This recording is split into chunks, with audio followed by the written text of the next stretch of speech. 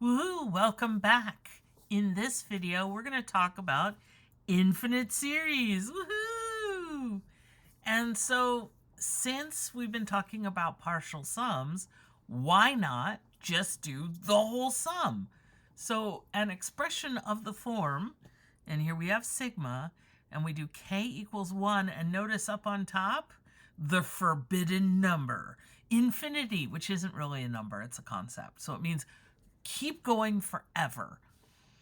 So in other words, it's A1 plus A2 plus A3 plus A4 plus ... and we just keep going. And so the question is, what do we get when we add up all these numbers? And so this is, and notice that it is no longer a sequence, it is a series. So when you're adding them all together, it's a series. If there were commas, if we were just looking at the individual terms as just entries, then this would be an infinite sequence. So this is going to be very complicated because we're going to dip our toes in, but we're really not going to give you all the tools you need until calculus. So this is just kind of the first, the introduction to infinite series without really explaining a lot of what's going on yet. So we're just going to give you a little bit. But remember those partial sums, S sub n. If S sub n, as n gets really big, right? So as we include 1,000 terms or 1,000,000 terms or 1,000,000,000 terms, if it gets close to a finite number s, as n gets large, we say that the infinite series converges or is convergent.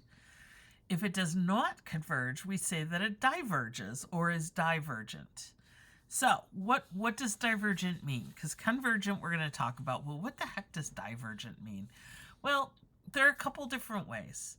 If we added together 1 plus 2 plus 3 plus 4 plus 5 plus 6, see what the pattern is? 7, 8, 9. And we keep adding all these numbers together. That sum is going to get bigger and bigger and bigger. It's going to diverge because it's going to get so big and it's not going to stop at a finite sum, right? It just gets bigger and bigger and bigger. We can also do that with negative numbers. So if we add together a bunch of negative numbers and they keep getting more and more negative, this is going to, our sum is going to get more and more negative as we add more and more negative. So this is also going to diverge. So if the sum gets really, really big or really, really negative, that's divergent. But there are also other things that can happen, really interesting things. And again, we're just dipping our toes in. But here's an idea. What if the sum flip-flops? What does that mean? Well, if I start with -1, and if I just add 1, I get -1 plus 1 is 0. Then if I add another -1, I'm back to -1. Then I add a 1, that's 0. Then -1, -1, 0, -1, 0. So the sum, depending on what term you're at, is either going to go to -1 or to 0. And so it's just going to keep flip-flopping like that.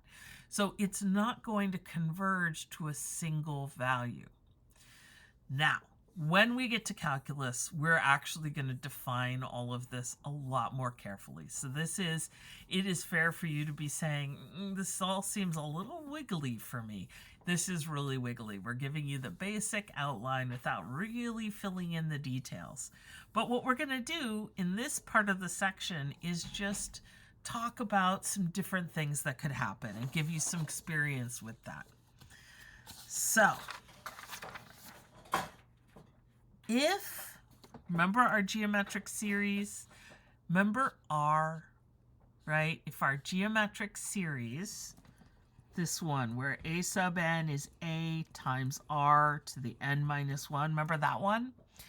If r, in absolute value, is less than 1, so in other words, if r is between -1 and +1, and it is an infinite geometric series, So we're going to add a1 plus a2 plus a3. So we're going to take that sequence and add all the terms. Then the series converges and has a sum that we can calculate. And it's actually fairly straightforward. It's a all over 1 minus r, which you might recall looks a lot like that formula for a partial sum, which is really interesting. And r can be positive or negative. So this is really cool. Basically, if r is a fraction, then what's going to happen? Oh, how about this fraction? So let's take a look at this formula. Now, this formula doesn't necessarily look like it's in the format of a geometric series. And in fact, there's a mistake here that I need to correct.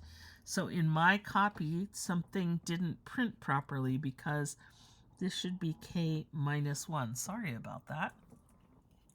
So if it's 1 over 3 to the k minus 1, so that we get that 1 to begin with, right? We just get the 1.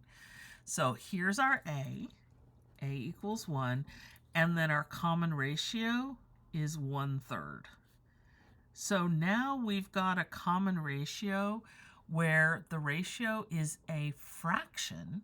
I mean, technically, well, you can write a lot of numbers as fractions, but you know what I mean. It's less than 1. It's a small number. So when we multiply by 1/3, the terms get tiny, right? 127, imagine having one pizza and splitting it with 26 other people. And then the next one would be 181, 1 over 81, or 1 over 80, yes, 181st, which would be one pizza split among 80 of your friends. So these are tiny little things. If we keep adding smaller and smaller and smaller things to this sum, eventually it won't, even if we add a bunch of them, an infinite number of them, we won't be able to add enough to make the sum get big. And so we've got our geometric sequence where a sub n, and this is just a terrible way to write it. So I would probably write it as, let me write up here, r is 1/3, finish that thought. So we've got 1/3 to the n minus 1, sorry about that. And since r is 1/3, and the absolute value of r is less than 1, the series converges. And in fact, the sum is equal to whatever a is, and a is 1. And then down here, it's 1 minus r, so that's 1 minus 1/3, which means we got to do some fancy things with fractions. 1 over 3/3 minus 1/3, that's 1 over 2/3, which is 1 divided by 2/3. So that's 1 times 3/2. So our sum is going to be 3/2, or 1.5. So here's the cool thing. Even though we know we're going to do 1 plus 1/3, right? 1 plus 1/3, so that's 4/3, or 1.3-ish. And then we add 1/9. That's going to add about a 0.1, so we're up to like 1.4. And then 127, which is really little. And then 181. I'm having trouble with that number every time. And then 1 over 243, yeah.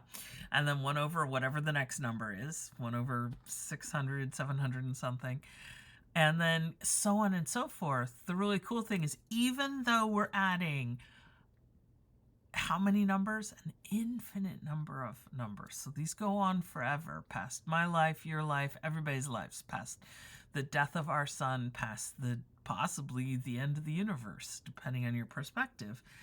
And even though that keeps going, we know what the sum is. Ultimately, this sum will converge to 3/2, which I think is pretty darn cool and maybe possibly unbelievable. In which case, I'm going to say, wait until 110B at our school, Calculus 2, when you start really digging into some of these ideas. Okay, so Woohoo! Let's go on and look at another one. Dun dun dun. So now I need to fix this one too. Sorry about that. I printed these up and I didn't notice that there was a typo there. So how is this one different from the one we just previously looked at? And the answer is this one has the extra excitement of minuses. And not with every term, they're alternating. So we've got a negative one up here. And so let's see if we can come up with, now this is the way the sum was written, but let's see if we can write it as a geometric series. So I think, or a geometric sequence, I think that we still have that common -1 to 1/3 is a common ratio of -1/3. And then here, another -1/3. Here, another -1/3. We're multiplying by a -1/3 each time. Like that. So I think our a sub n is -1, right? Because a is -1, times the quantity -1/3. And then the 1/3 starts showing up here. So this is in fact n minus 1. Okay, so then what we do is we say, okay, r is -1/3, which means that the absolute value of r is 1/3, which is less than 1. So in other words, this series converges. Now, I would think that it would be easier to see that this one converges, because since we're alternating plus and minus, it's not just growing and growing and growing. It's like growing a little bit, then shrinking a little bit, then growing some more, and then shrinking a little bit. Then, so you can kind of see that it's going to grow less quickly. But the really cool thing is whether or not r is positive or negative, the sum of an infinite geometric series is the same, a over 1 minus r. So the sum here, yes, sorry, for a second there, I completely forgot what I was going to write. So the sum is a over 1 minus r, which in this case, that will be -1 all over 1 minus a -1/3. So that's equal to -1 all over 1 plus 1/3, right? So that's -1 over 3/3 plus 1/3. So that's -1 over 4/3. Okay, so that's -1 divided by 4/3. You guys can get to the correct answer faster, but I want to show all my steps. -1 times 3/4, which is the opposite of 3/4. So that is the sum. -3/4 is the sum when you've got this alternating. And again, when it's not alternating, it's all just adding and growing the whole time. We end up with 3/2 or 1.5.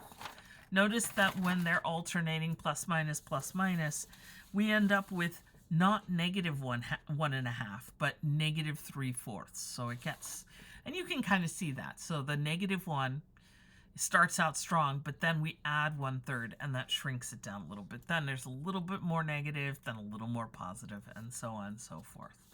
So alternating geometric series or plain geometric series, they're going to be able to use this same formula. Woohoo! Okay, so imagine a bug is hopping toward a door in a very peculiar way. On his first hop, he hops halfway to the door. On the second hop, he hops half of the distance that's left, so that's 1/4 of the way, and so on. Does he ever get to the door? And when I say does he ever get to the door, This is a magical bug who is going to live forever. And I know that eventually the sun will run out of fuel. The sun that we are all orbiting right now will run out of fuel, and it will get very, very upset about the whole thing. And then it swells up and it will eat our planet. But this magical bug will keep doing this forever. So this is in a magical realm, another dimension where we don't have to worry about whether or not the Earth continues on forever. So this is infinity we're talking about. So if we have a situation where we go 1/2 and then 1/4 and then 1/8, does he ever get to the door? And let's take a look. Is this a geometric series? And I claim, let me cover this up with our top secret math stuff. Let's just look here so we're not distracted. Our ratio here is 1/2. Our ratio here is 1/2. That looks like a geometric series to me. So we got geometric series. So let's take a look at it. So each partial sum tells us how far he's gotten. So I thought, let's look at some partial sums. We worked on them for so long. Let's use that. So the first partial sum, he's just gone halfway. By the second partial sum, he's actually really close.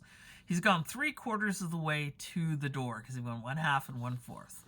Then at the next one, he's at 7/8. Now at this point, hopefully you're saying, wait a gosh darn minute. 1/2, 3/4, 7/8. I wonder if this follows a pattern. And it does. That's very cool. So there is actually a pattern here. And I've got it written down, but S4, you could guess, S4 is going to be 15/16. So it's pretty cool.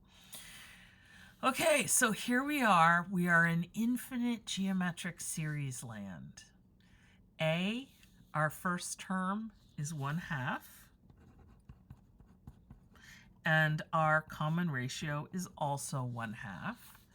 So, since r equals 1/2 is less than 1, the series converges, and I use this formula, I get 1/2 all over 1 minus 1/2. And if you're not sure, 1/2 all over 1 minus 1/2 is 1/2 all over 1/2, which is 1. That's why it equals 1. So that bug does, at the end of infinity, so this is forever, that sum converges to 1. So the bug gets to the door. But only if it's a magical bug that lives forever, and certainly not in our lifetime. So we'd see it just keep hopping. We'd never see it actually get to the door. Okay, I'm going to show you a couple more examples. Now, these are not geometric series, so this is slightly different. These are going to be other kinds of series. So number 4, if a series isn't a geometric series, we have to use other techniques to determine if it converges. And this is why we hold off for most of this until calculus, because you're going to need calculus for some of these tools. But sometimes the answer is pretty clear. What if I just add a bunch of 1s? If I add a bunch of 1s, then the partial sum of the first n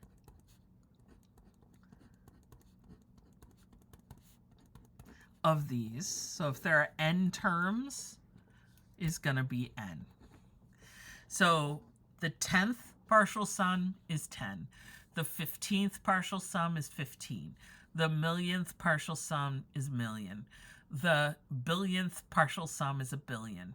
And so what's happening is this is diverging. It's getting really, really big. It's going to explode. And so we can see that this series is divergent because it just keeps getting bigger and bigger and bigger. And what's the difference between these problems and the first 3? And the answer is because each term is not getting smaller and it's not fractional. It just stays 1. So we just keep adding more and more and more and more, and it never kind of gets to the point where it coalesces around a certain number. So this series is divergent just because it gets too big. And then I wanted to talk about one more series. And because this one, a lot of people look at and they say 1 plus 1/2 plus 1/3 plus 1/4. This looks an awful lot like the bug series, right? The very famous 1/2 plus 1/4 plus 1/8. I mean, these are fractions too, right? And so it seems obvious this one should be convergent. And the answer is it is not. This one is so special, it has a special name. It's called the harmonic series. And you notice the pattern. It's 1 plus 1/2 plus 1/3 plus 1/4, and then the next one will be 1/5, and then 1/6. And even though the terms are getting smaller, they're not getting smaller fast enough. And it actually diverges. So in other words, believe it or not, adding a bunch of fractions like this, you end up getting a sum that gets bigger and bigger and bigger. Actually becomes infinite when we get towards, the quote-unquote end. Obviously, an infinite series does not end, and it does not, we can't look at it, like just fast forward to infinity to see what's happening, but it will get larger and larger and larger and larger. So it's like if you've ever left bread dough to rise and you left it for too long and it's just bigger and bigger and bigger and bigger. So this one comes up again in calculus. It's very famous, but you might want to stick it into a spare spot in your brain because the harmonic series is really, really a classic example of a series that seems like it should converge, but it ends up not converging. But unfortunately, I can't really prove it to you until you're done with calculus. So once you get through calculus, then we will have the tools and we'll be able to say, okay, let's take another look. So that's it. We made it through. That's what I wanted to tell you about infinite series and geometric sequences and geometric series. And I hope it all made a little bit of sense. Pat yourself on the back. You made it through a lot. And woohoo, this is the end of the chapter. So, go celebrate. Get some fruity drinks and, do a little celebration dance or a song or play some video games or whatever it is that you do to say, hey, or me, I did a great job, because you did do a great job. You're amazing and incredible and so very, very smart. And I really appreciate you trusting me and giving me the time and to try to teach you some interesting things that hopefully a few things you didn't know, but that are kind of cool. So with that, I bid you adieu, and I hope that you have an excellent rest of your day, night, evening, morning, wherever you are, and that you can woohoo and math on.